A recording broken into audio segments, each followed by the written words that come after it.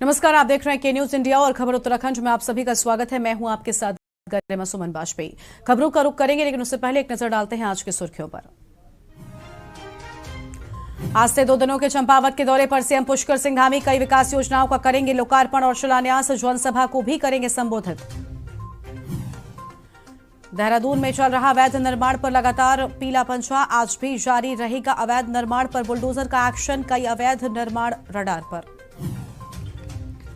पूर्व मंत्री डॉक्टर हरक सिंह रावत ने भरी हुंकार, 2024 में लोकसभा चुनाव लड़ने का किया ऐलान। चुनाव के लिए 2 सीटों का भी किया ऐलान। उत्तराखंड में फिर तेजी से बढ़ रहा है कोरोना संक्रमण। 24 घंटे में उत्तराखंड में मिले 102 नए कोरोना के मरीज। देहरादून में 51, नैनीताल में 15 नए कोरोना मरीज। कोरोना संक्रमितों की संख्या 372। आज भी उत्तराखंड में भारी बारिश का अलर्ट। पिथौरागढ़, नैनीताल में हो सकती है भारी बारिश। मौसम विभाग की ओर से जारी किया गया अलर्ट। उत्तरकाशी में भागीरथी नदी के जलस्तर बढ़ने से लोग हुए परेशान। अभी झज्जर ट्रॉली से सफर कर रहे बच्चे और डीएम से लगाई मदद की गुहार। आप देख रहे हैं के न्यूज, खबरों का सारथी। और अब रुक करते हैं खबरों का, जहां पर मुख्यमंत्री पुष्कर सिंह धामी 2 दिवसीय चंपावत के दौरे पर आज से हैं और दोपहर 12 बजे सर्किट हाउस हेलीपैड पहुंचेंगे सीएम पुष्कर सिंह धामी। 12:10 पर जीजीआईसी में योजनाओं का करेंगे लोकार्पण और जीजीआईसी सभागार में जनसभा कार्यक्रम में प्रतिभाग भी करेंगे। दोपहर 1:30 बजे बीजेपी पदाधिकारियों की बैठक लेंगे और 4 बजे से लेकर 6 बजे तक विकास कार्यों की करेंगे समीक्षा बैठक। तो 4 बजे से लेकर 6 बजे तक विकास कार्यों की समीक्षा बैठक करेंगे सीएम पुष्कर सिंह धामी। और सीएम धामी का 2 दिवसीय चंपावत दौरा आज से शुरू हो रहा है। दोपहर 12 बजे सर्किट हाउस हेलीपैड पहुंचेंगे सीएम पुष्कर सिंह धामी। आपको बता दें कि चंपावत से ही उपचुनाव में जीत हासिल की है पुष्कर सिंह धामी ने। रिकॉर्ड मतों से जीते हैं उपचुनाव में और इसके बाद अब चंपावत पहुंच रहे हैं और 4 बजे से 6 बजे तक विकास कार्यों की यहां पर समीक्षा बैठक करेंगे मुख्यमंत्री पुष्कर सिंह धामी। मुख्यमंत्री धामी का 2 दिवसीय चंपावत दौरा आज से शुरू हो रहा है। फिलहाल ये अहम जानकारी आपको हम बता रहे हैं। सीएम पुष्कर सिंह धामी 2 दिनों के दौरे पर हैं चंपावत के।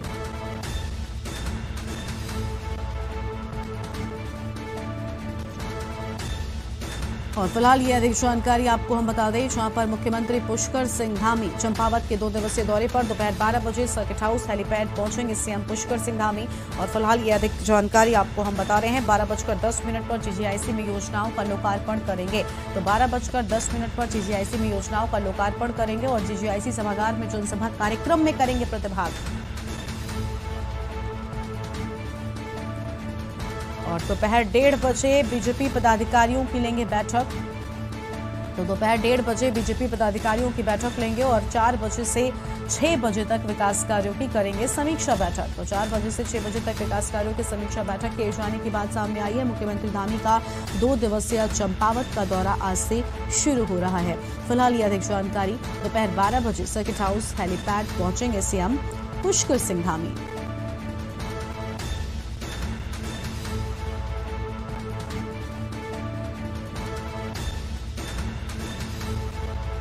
और दोपहर 12 बजे सर्किट हाउस हेलीपैड पहुंचेंगे सीएम पुष्कर सिंह धामी। फिलहाल यह अहम जानकारी आपको हम बता रहे हैं।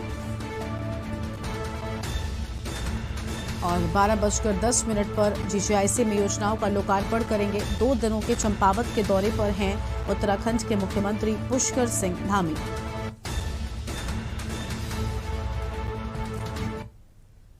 अगली खबर है हरिद्वार से, जहां पर आज गुरु पूर्णिमा के पर्व को लोग धूमधाम से मना रहे हैं। गुरु पूर्णिमा सनातन धर्म संस्कृति है। इसको पूरे देश के साथ साथ दूसरे देशों जैसे नेपाल, भूटान आदि में भी मनाया जाता है। हिंदू धर्म के साथ साथ बौद्ध धर्म और जैन धर्म के लोग भी इस दिन के महत्व को समझते हैं और कहा जाता है कि आदि गुरु परमेश्वर शिव दक्षिणामूर्ति रूप में समस्त ऋषि मुनियों को शिष्य के रूप में शिव ज्ञान प्रदान किया था।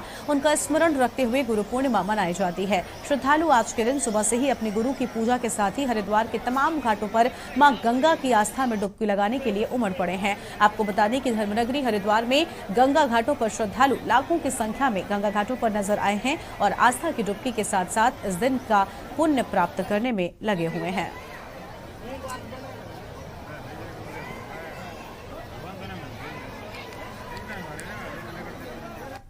कहाँ से आए आप?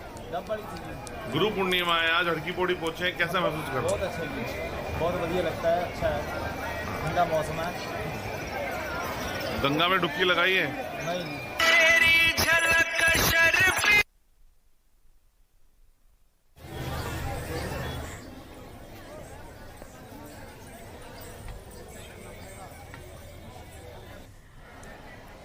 तो गुरु पूर्णिमा के पर्व पर बड़ी संख्या में श्रद्धालु यहां पर आस्था की डुबकी लगाने के लिए पहुंच रहे हैं और तस्वीरें आप देख पा रहे हैं। गंगा घाटों पर आज श्रद्धालुओं की भारी भीड़ देखने को मिल रही है और हरिद्वार में भी गुरु पूर्णिमा के खास मौके पर ये तस्वीर आपकी टीवी स्क्रीन पर आपको हम दिखा रहे हैं, जहां पर गुरु पूर्णिमा का पर्व मनाया जा रहा है। एक और आज के इस विशेष दिन पर लोग अपने गुरुओं की पूजा कर रहे हैं, उन्हें याद कर रहे हैं, उन्हें नमन कर रहे हैं, उनका आशीर्वाद ले रहे हैं और दूसरी ओर गंगा घाटों पर भी आस्था की डुबकी लगाने के लिए यहां पर कई श्रद्धालु जो हैं वो पहुंचे हुए हैं। रामगोपाल हमारे साथ में हरिद्वार से लाइव जुड़ चुके हैं। रामगोपाल, बात करें हरिद्वार की तो कुछ तस्वीरें अपने दर्शकों को हम दिखा रहे हैं, जहां पर बड़ी संख्या में श्रद्धालु आज गुरु पूर्णिमा के खास दिन पर मां गंगा में आस्था की डुबकी लगाने के लिए पहुंचे हैं। फिलहाल और क्या जानकारी है आपके पास? बिल्कुल गरिमा, देखिए बिल्कुल जिस तरीके से कल सावन का जो है आगाज हो रहा है और कल से कावड़ यात्रा भी शुरू हो रही है। आज आषाढ़ की जो गुरु पूर्णिमा है, उस गुरु पूर्णिमा पे कहीं ना कहीं जिस तरीके से हिंदू धर्म में आस्था भी रखते हैं और वो अपने गुरुओं की पूजा करते हैं। लाखों की संख्या में श्रद्धालु जो है हरिद्वार, हर की पौड़ी सहित तमाम घाटों पर जो है आस्था की डुबकी लगा रहे हैं, अपने गुरुओं को याद कर रहे हैं और कहीं ना कहीं जिस तरीके से जो भारत देश ही नहीं बल्कि नेपाल और भूटान जैसे देशों में भी जो है इस पर्व को जो है मनाते हैं, क्योंकि बौद्ध धर्म, हिंदू धर्म के साथ साथ में जो बौद्ध धर्म है वो भी बड़ी धूमधाम से जो है इसको मनाता है। हरिद्वार के जो ब्रह्मकुंड है, ब्रह्मकुंड के पास इस तरीके से जो तस्वीरें हैं दर्शक हमारे देख भी रहे हैं, क्योंकि जिस तरीके से जो श्रद्धा लोगों में उमड़ रही है, कहीं ना कहीं भारी संख्या में जो श्रद्धालु है वो हरिद्वार, हर की पौड़ी पर आस्था की डुबकी लगा रहे हैं और तमाम जो घाट हैं वो इसी तरीके से खचाखच भरे हुए हैं। हालांकि कल से सावन की जो है शुरुआत हो रही है गरिमा, और यानी कि जिस तरीके से गुरु पूर्णिमा का पर्व है आज, और हरिद्वार में जो तमाम अखाड़े हैं, साधु संत है, वो जो है हरिद्वार में जो है गुरु पूर्णिमा पर्व जो है बड़ी धूमधाम से मना रहे हैं। इसके साथ साथ में क्योंकि जिस तरीके से कल सावन का जो पहला दिन है और जो श्रद्धालु हैं बाहर दूर दराज से, जो कई प्रदेशों के साथ में श्रद्धालु आए थे, जिस तरीके से अभी पुष्कर सिंह धामी ने भी जो है मुख्यमंत्री हरिद्वार पहुंचे थे और तमाम जो अधिकारी थे उनके साथ में बैठक कर जो हालात थे कहीं ना कहीं कावड़ पटरी को लेकर के कहें या फिर अन्य जो सुविधाएं कहीं ना कहीं जो यात्रियों को असुविधा ना हो उनको लेकर के की गई थी।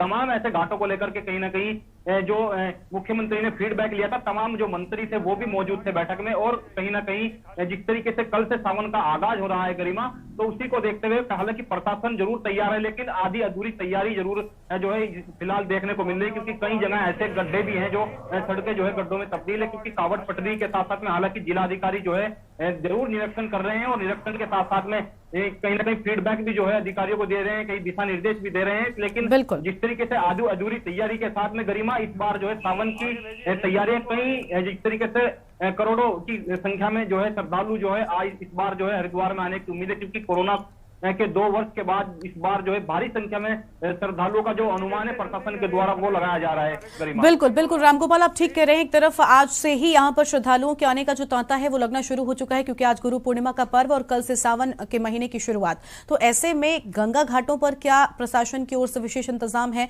ताकि आने वाले श्रद्धालुओं को किसी प्रकार की कोई समस्या न हो? बिल्कुल, तमाम घाटों पर जो है प्रशासन ने जो है हालांकि आदि बैरिकेडिंग के साथ साथ में कहीं ना कहीं जो पुलिस के कर्मी हैं और जो एसबी के जवान हैं कहीं ना कहीं वो भी तैनात है, और तमाम जो घाट हैं उनको सुरक्षा के मद्देनजर, क्योंकि इस बार जिस तरीके से जो हरिद्वार एसएसपी है उनके साथ साथ में एडी अशोक कुमार के द्वारा जिस तरीके से दिशा निर्देश दिए, कहीं ना कहीं इस बार कावड़ पटरी के साथ साथ में, क्योंकि जो पूरी हरिद्वार धर्म नगरी हरिद्वार में जिस तरीके से इस बार जो है ड्रोन से भी निगरानी रखी जाएगी, यानी कि तमाम सुरक्षा के व्यवस्था के जो इंतजाम है प्रशासन ने हालांकि पूरे कर लिए हैं, लेकिन जिस तरीके से श्रद्धालुओं की इस बार भारी भीड़ जो है जुटने की उम्मीद जो है जताई जा रही है, क्योंकि आज गुरु पूर्णिमा का पर्व है और आज भी जो है लाखों की संख्या में श्रद्धालु जो है हरिद्वार पहुंच रहे हैं, क्योंकि कल से सावन का पहला दिन है और सावन के जो कावड़ मेले का जो है आगाज भी हो गया है गरिमा, और आज जिस तरीके से भीड़ जो देखने को मिल रही है कहीं ना कहीं वो भी एक अपने आप में एक दृश्य है, और साथ में कल जिस तरीके से जो है कावड़ मेले का जो आवाज है कहीं ना कहीं वो हो रहा है, क्योंकि अब आने वाले समय में जिस तरीके से कावड़िए पहुंचेंगे उनको लेकर के किस तरीके की व्यवस्था रहेगी ये तो आने वाला समय बताएगा। बिल्कुल, देखिए पिछले 2 सालों से कांवड़ यात्रा पर रोक लगी हुई थी कोरोना के चलते, और ये अब 2 सालों के बाद अगर कांवड़ यात्रा की शुरुआत हुई तो बड़ी संख्या में कांवड़ियों के पहुंचने की बात है। एक और हमने देखा था कि जो स्थानीय प्रशासन है वो कांवड़ यात्रा को लेकर बैठकें कर रहा है ताकि किसी भी प्रकार की समस्या न हो। क्या कांवड़ यात्रा को लेकर भी तैयारियां फिलहाल पूरी नजर आ रही हैं? आगे चलिए प्लीज। बिल्कुल, देखिए गरिमा, जिस तरीके से प्रशासन ने पहले फीडबैक कई बार ऐसी बैठकें ली हैं, वो अलग प्रदेशों के अधिकारियों के साथ हो या फिर उत्तराखंड के अधिकारियों के साथ, मंत्री की बात करें, यानी कि तमाम जो मंत्री है उन्होंने भी कहीं ना कहीं हरिद्वार के कांवड़ मेले को लेकर के फीडबैक लिया है। मुख्यमंत्री खुद बुद्धकर सिंह धामी हरिद्वार पहुंचे, सीसीआर में कहीं ना कहीं उन्होंने भी जो है इस बैठक की है और बैठक में जो है तमाम अधिकारियों से फीडबैक लिया है। फीडबैक के साथ साथ में क्योंकि अभी जिस तरीके से प्रशासन हालांकि दांत दावे कर रहा है कि जो कांवड़ मेला है, कांवड़ मेले को लेकर के उनकी जो तैयारियां हैं वो पूरी कर ली गई, लेकिन जिस तरीके से आधी अधूरी तैयारी गरिमा जो है फिलहाल जो है देखने को मिलेगी।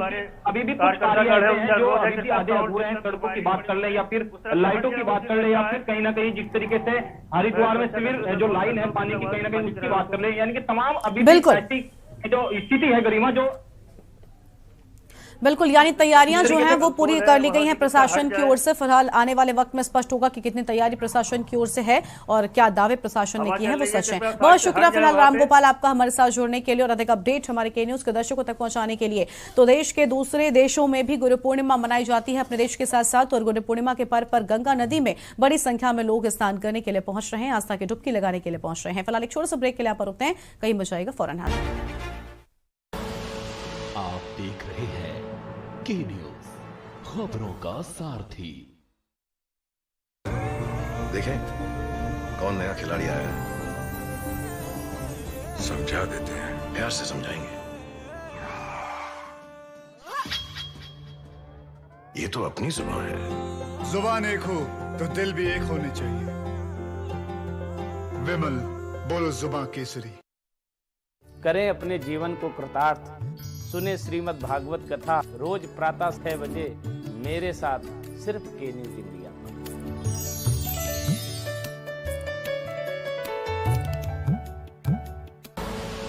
आप देख रहे हैं के न्यूज, खबरों का सारथी। ब्रेक के बाद आप सभी का स्वागत है। खबर है देहरादून से, जहां पर उत्तराखंड में एक बार फिर से तेजी से बढ़ रहा है कोरोना का संक्रमण। 24 घंटे में मिले हैं 102 नए कोरोना के मरीज। देहरादून में 51, नैनीताल में 15 नए कोरोना के मरीज मिले हैं। कोरोना संक्रमित मरीजों की संख्या 372 हुई है। फिलहाल इस वक्त की अहम जानकारी आपको बता दें, जहां पर देहरादून में 51, नैनीताल में 15 नए कोरोना के मरीज मिलने से हड़कंप मचा हुआ है और लोगों में अब कोरोना का डर एक बार फिर से देखने को मिल रहा है। कोरोना संक्रमित मरीजों की संख्या 372 तक पहुंच गई है। तो 372 फिलहाल यह आंकड़ा बताया जाता है और उत्तराखंड में एक बार फिर से तेजी के साथ कोरोना संक्रमण के साथ कोरोना मरीजों का जो ग्राफ है वो बढ़ता जा रहा है। 24 घंटे में 102 नए कोरोना के मरीज मिलने से हड़कंप मचा हुआ है।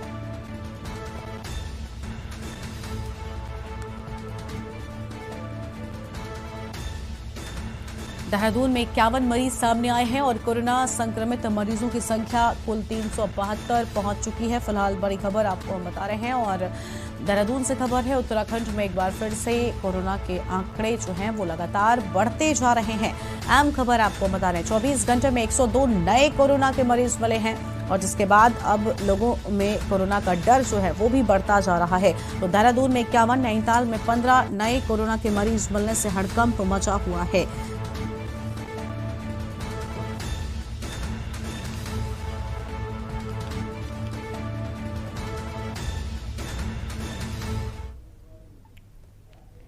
चमोली से खबर है, जहां पर बद्रीनाथ राष्ट्रीय राजमार्ग में रात में हुई बारिश और बारिश के बाद पुरसाड़ी के नजदीक लंगासू में मार्ग क्षतिग्रस्त हो गया है। बद्रीनाथ यात्रा यहां पर बाधित होने की बात कही जा रही है और बद्रीनाथ राष्ट्रीय राजमार्ग में रात में बारिश हुई है। फिलहाल यह अहम जानकारी आपको बता दें, चमोली से खबर है, बद्रीनाथ राष्ट्रीय राजमार्ग में हुई बारिश और यह अहम खबर आपको बता रहे हैं, बारिश के बाद पुरसाड़ी के नजदीक लंगासू में मार्ग क्षतिग्रस्त होने की बात कही जा रही है। तो मार्ग क्षतिग्रस्त होने की बात कही जा रही है और बारिश से बद्रीनाथ यात्रा के बाधित होने की बात सामने आई है।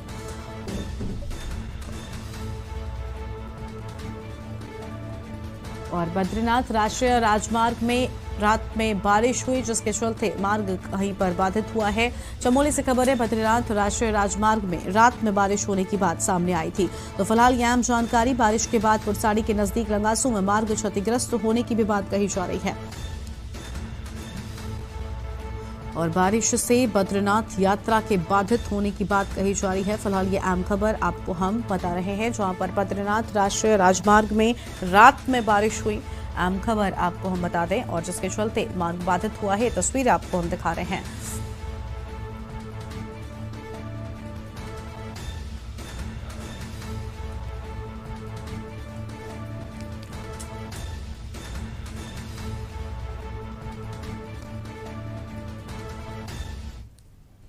अगली खबर कालाडूंगी से, जहां पर उत्तराखंड के आंगनबाड़ी केंद्रों में प्री स्कूल भी संचालित होंगे, जिनको बाल वाटिका का नाम दिया गया है। केंद्र सरकार की नई शिक्षा नीति 2020 का शुभारंभ विकासखंड कोटाबाग में क्षेत्रीय विधायक बंशीधर भगत ने किया है। यहां प्राथमिक विद्यालय झलुवा झाला में आयोजित कार्यक्रम में विधायक बंशीधर भगत ने सरकार की नई शिक्षा नीति और बाल वाटिका के बारे में विस्तार से जानकारी दी है। उन्होंने कहा कि इन स्कूलों को बाल वाटिका नाम दिया गया है, जहां पर बच्चों को अब और भी अच्छी शिक्षा मिल सकेगी।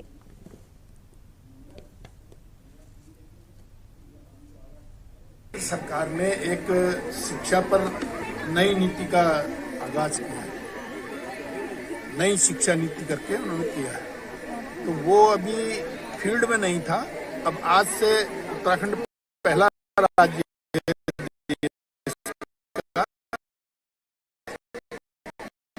जो इसको लागू कर रहा है।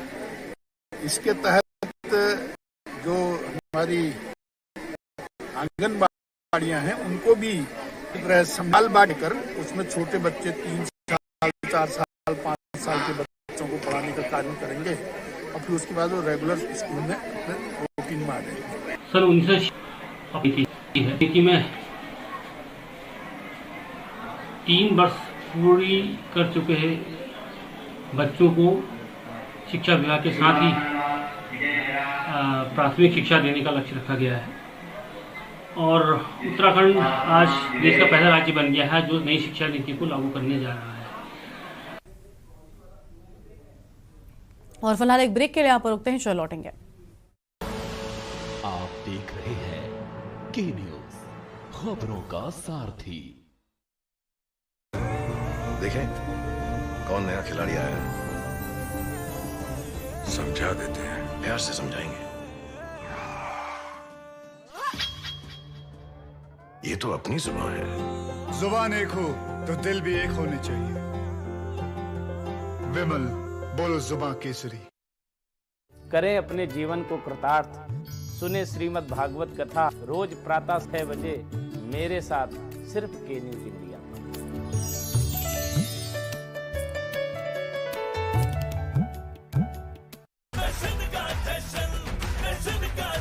जहां इंडिया करे सेलिब्रेशन, वहां होए टशन का जश्न। राजश्री इलायची टशन का जश्न। गोल्डी हिंग का तड़का लगे तो सभी दबा के खाते हैं। गोल्डी हिंग कण कण में जान। आप देख रहे हैं के न्यूज, खबरों का सारथी। ब्रेक के बाद आप सभी का स्वागत है। खबर है हरिद्वार से, जहां पर निरंजनी अखाड़ा के अध्यक्ष रविंद्र पुरी ने प्रेस कॉन्फ्रेंस कर बताया है कि गुवाहाटी माता संजना नंदगिरी कामाख्या मां के उपासक हैं, जिनको 25 अगस्त को निरंजनी अखाड़े की महामंडलेश्वर बनाया जाएगा। उन्होंने कहा कि माताजी से 4 साल पहले हमारी मुलाकात हुई थी और माताजी विद्वान हैं, जिन कारणों से हमने ये निर्णय लिया है कि उनको निरंजनी अखाड़े का महामंडलेश्वर बनाया जाएगा। समाज में महिलाओं का बहुत योगदान रहा है। इंदिरा गांधी देश के प्रधानमंत्री रही हैं और भी माताएं और बहनें समाज के लिए अच्छा कार्य कर रही हैं। माताजी गुवाहाटी में रहती है और माताजी से हमारी 4 साल पहले मुलाकात हुई थी, तो हमारी माताजी से इस विषय में चर्चा हुई थी कि आप अच्छी भगत है, माताजी की उपासक है और माताजी को ये मैंने कहा था आपको हम अपने अखाड़े में जो है महामंडलेश्वर पद पे नियुक्त करेंगे। तो आज मैं आप सबके सामने घोषणा कर रहा हूँ कि 25 अगस्त को माताजी को निरंजनी अखाड़े में महामंडलेश्वर बनाया जाएगा। इनका जो पट अभिषेक जो है तो इनका 25 अगस्त को जो है इनका पट अभिषेक निरंजनी अखाड़े में होगा। बहुत बड़ा सम्मान मिला है, जिम्मेदारी दी गई आपको। हाँ जी। और दतिया में 100 एकड़ में माँ कामाख्या का एक विशाल भवन बनने जा रहा है, तो उसकी शुरुआत कर रहे हैं आप सब लोगों के आशीर्वाद से और माई के आशीर्वाद से। कामाख्या माँ में तो ये सब जो आसाम के बारे में जानते होंगे उनको पता होगा कि जो वहाँ का मंदिर है, देवालय है, उसमें कोई रह नहीं सकता, तो पूजा आराधना के लिए है। तो उधर ही पीछे की बैक साइड की तरफ है, नीचे वहाँ आश्रम बना है, छोटा सा आश्रम है, लेकिन माँ की कृपा है। हल्द्वानी के विधायक सुमित्र देश ने एक पत्रकार वार्ता में शहर के विकास को लेकर भाजपा के दावों को खोखला बताया है। सुमित्र देश ने कहा कि डबल की जगह पर ट्रिपल इंजन की सरकार हल्द्वानी में है, उसके बाद भी विद्युत की अघोषित कटौती से जनता त्रस्त है। बरसात के शुरुआती चरण में ही नगर निगम के तमाम दावों की पोल खुल गई है। नगर निगम हर साल नालों की सफाई को लेकर भारी भरकम बजट लगाता है, लेकिन रिजल्ट ढाक के 3 पात ड्रेनेज सिस्टम भी हल्द्वानी का वही है। और उन्होंने कहा है कि हल्द्वानी की पूर्व विधायक स्वर्गीय इंदिरा हृदयेश जी के विकास के विजन से ये लोग कोसों दूर हैं। भाजपा केवल और केवल धर्म और जात की राजनीति करती है। हल्द्वानी तथा आसपास के क्षेत्रों में पेयजल की समस्या विकराल रूप धारण कर रही है। हमारे क्षेत्र के पूर्व विधायक स्वर्गीय श्रीमती इंदिरा हृदयेश द्वारा क्षेत्र में बड़ी संख्या में नलकूपों की व्यवस्था कर जनता की पेयजल की समस्या का समाधान किया गया है, लेकिन वर्तमान में सही रखरखाव न होने के चलते उसका लाभ भी जनता तक पहुंचाने में सरकार विफल हुई है। और green city clean city Haldwani बनाने का जो इतने वर्षों से प्रयास हुआ, इसमें विशेषतः मेरी माताजी और पूर्ववर्ती कांग्रेस की सरकार का इतना अहम योगदान रहा, पंडित तिवारी जी का बहुत अहम योगदान उसमें रहा। आज उसकी दशा और दिशा ऐसी भटक चुकी है, अभूतपूर्व घोषित बिजली कटौती घंटों घंटों तक लगातार हो रही है, जिसकी वजह से मैं कहूँगा आर्थिक तौर से भी और सामाजिक तौर से भी लोग को बहुत परेशानी उठानी पड़ रही है।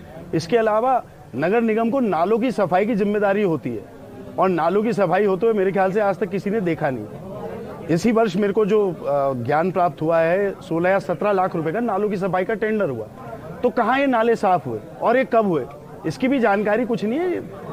ये अनियोजित तरीके से जिस प्रकार से आप देखेंगे जगह जगह सड़कें खोद दी गई हैं, HPCL गैस पाइपलाइन डाल रहा है, निगम उनसे मॉनिटरिंग की फीस ले रहा है, लेकिन मॉनिटरिंग की फीस के नाम पर खाना पूर्ति हो रही है, सड़कें खुद के महीनों तक नहीं बन पा रही हैं। और इसके अलावा पानी, हर दिन अखबारों में हमने देखा है कई तादाद में, मेरे ख्याल से हजारों लोगों ने अब तक जल संस्थान के दफ्तर का घेराव कर दिया।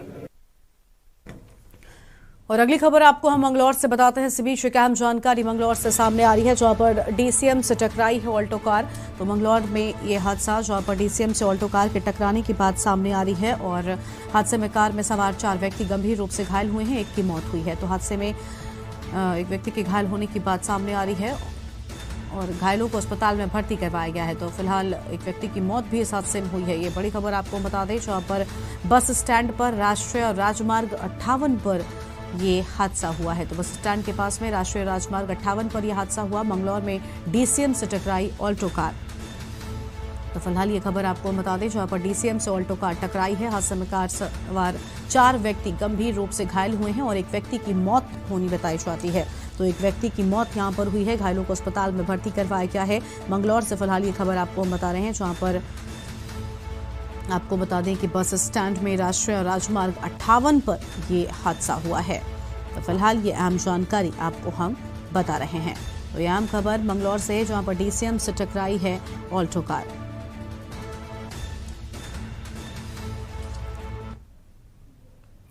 अगली खबर है लक्सर से, जहां पर अवैध खनन की रोकथाम के लिए प्रशासन ने कमर कस ली है। लक्सर में अवैध खनन को लेकर खनन माफिया सक्रिय हैं, तो वहीं प्रशासन भी धरपकड़ में लगा हुआ है। आपको बता दें कि हरिद्वार क्षेत्र में खनन पर पूर्ण रूप से जिलाधिकारी के आदेश पर खनन पर रोक है। बावजूद इसके खनन माफिया रात दिन गंगा से RBM निकालकर कई स्तरों में स्टॉक कर रहे हैं। वहीं मुखबिर की सूचना पर लक्सर उप जिलाधिकारी गोपाल राम ने अवैध खनन से भरे 4 ट्रैक्टर ट्रॉली व 2 डंपर सहित 6 वाहनों को पकड़कर सीज कर दिया है। अवैध खनन किसी प्रकार से ना हो, इसके लिए लगातार प्रयास किया जा रहा है।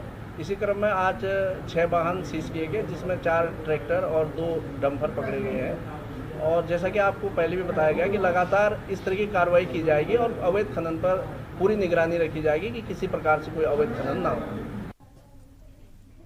अगली खबर खानपुर से है, जहां पर नारसन ब्लॉक की ग्राम पंचायत 84 जबरदस्तपुर व जौनपुर झंझेड़ी में आदि आरक्षण में कोई संशोधन नहीं हुआ, तो दोनों गांवों के लोग पहली बार दलित को प्रधान चुनेंगे। दोनों गांवों को इस बार अनुसूचित जाति के लिए प्रधान पद आरक्षित किया गया है। प्रधान पद आरक्षित होने से प्रधानी का सपना पालने वाले संभावित दावेदारों के लिए बड़ा झटका माना जा रहा है। जमींदारा खात्मा होने के बाद से ही नारसन ब्लॉक के जौनपुर झंझेड़ी को ग्राम सभा का दर्जा मिल गया था और तब से लेकर आज तक जितने भी ग्राम पंचायत प्रधान पद के लिए चुनाव हुए हैं, उनमें अधिकतर ग्राम प्रधान पद पिछड़ी जाति के लिए आरक्षित होता आया है। बताया गया है कि गाँव में 1 या 2 बार ही प्रधान पद आरक्षित रहा है। पिछले 40 से 50 सालों से गांव में कभी भी प्रधान पद का आरक्षण अनुसूचित जाति के लिए नहीं हुआ है।